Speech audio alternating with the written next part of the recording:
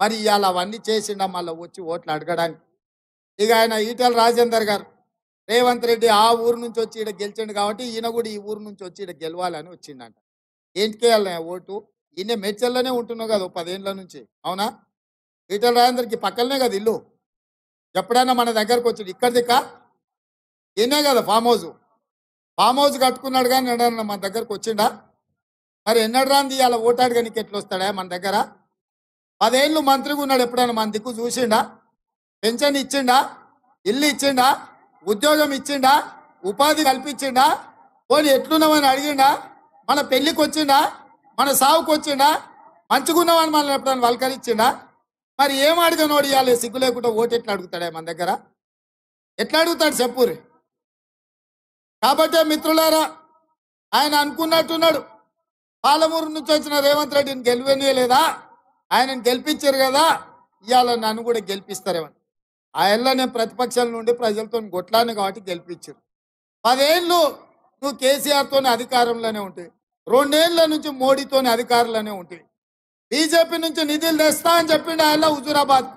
ఒకవేళ నిధులు తెచ్చుంటే హుజూరాబాద్లో ఎందుకు ఓడగొడుతుండ్రి ఈటెల రాజేందర్ గారు? నిన్ను ఇవాళ హుజూరాబాద్లో ఓడగొడితే వీడికి వచ్చి గెలుస్తా నువ్వు ఎట్లా అనుకుంటున్నావు?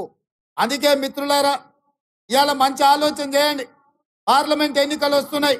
ఏ విధంగా అయితే రాష్ట్రంలో ప్రజలు మనల్ని ఆశీర్వదించి ప్రభుత్వాన్ని ఇచ్చిండ్రో, రేపు ఈ ప్రాంతంలో మనకు ఎమ్మెల్యేలు లేరు, రేపు ఎంపీలు కూడా లేకపోతే ఏదైనా అభివృద్ధి చేయాలన్నా, మీకు నిధులు ఇవ్వాలన్నా, మీ ప్రాంతానికి ఐటీ కంపెనీలను తేవాలన్నా ఇక్కడ మన వాళ్ళు ఉండాలి. మట్టికి పోయినా ఇంటోడు ఉండాలి అంటే ఈ ప్రాంతంలో పార్లమెంటు కాంగ్రెస్ పార్టీ గెలవాలి.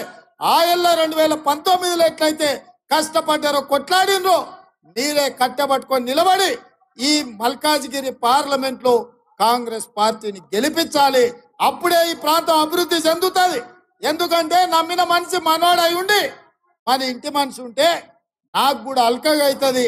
కాగితాలు తీసుకొస్తే ఆ పనులు చేయడం సులువైతుంది. అవసరమైతే ఢిల్లీలో మన ప్రభుత్వం రాహుల్ గాంధీ గారు ప్రధానమంత్రి అయితే మన ప్రాంతానికి నిధులు తెచ్చుకోవడానికి అవకాశం ఉంటుంది. ఇవాళ జంగయ్య గారు అన్నట్టు మెట్రో మేడ్చల్కు రావాలంటే ఈడ పార్లమెంటు మనం గెలవాలి. ఇవాళ ఈ ప్రాంతంలో అభివృద్ధి జరగాలంటే, ఈ ప్రాంతానికి ఐటీ కంపెనీలు రావాలంటే మల్కాజ్గిరిలో కాంగ్రెస్ పార్టీ ఎంపీ గెలవాలి. మీకు అండగా ఉండడానికి మైనంపల్లి హనుమంతరావు ఉన్నాడు, సుధీర్ రెడ్డి గారు ఉన్నారు, ఇక్కడ హరివర్ధన్ రెడ్డి ఉన్నాడు, జంగయ్య యాదవ్ ఉన్నాడు. అన్నిటికంటే నేనున్నా మీ సోదరుని మీకు అండగా. ఎవరికి భయపడాల్సిన పని లేదు. అపోజిషన్లు ఉన్నప్పుడే మన వాళ్ళు భయపడలే. ఇవాళ మనదే అధికారం ఉంది. మనతో ఎవడన్నా పెట్టుకున్నాడు అంటే చింతపండు అవుతుందని నేను చెప్తున్నా. అందుకే మిత్రులారా, ఆలస్యం అయింది. మీరందరూ ఇంటికి పోవాలి. దూరం దూరం నుంచి వచ్చారు. 6కో 5కో రావాల్సింది ఇవాళ 8, 8:30 అవుతున్నట్టుంది.